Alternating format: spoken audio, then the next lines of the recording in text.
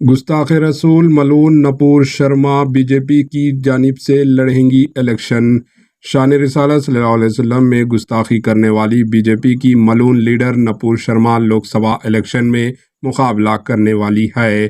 असम के chief minister Hemant Biswa Sharma ने अपने ट्विटर पैगाम में लिखा कि नूपुर शर्मा रायबरेली से इलेक्शन लड़ेंगी। नूपुर शर्मा ने एक टीवी शो के दौरान शान रिसालत सल्लल्लाहु अलैहि वसल्लम में गुस्ताखी की थी। मलून नूपुर शर्मा के खिलाफ मुसलमानों में पाई जाने वाली शदीद बरहमी को देखते हुए बीजेपी ने इसे पार्टी से सस्पेंड कर दिया था।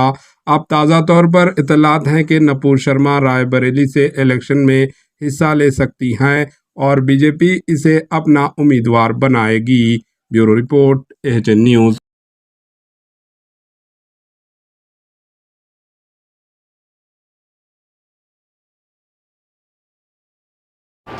एएचएन न्यूज़ को लाइक करें, शेयर करें और सब्सक्राइब करना ना भूलें।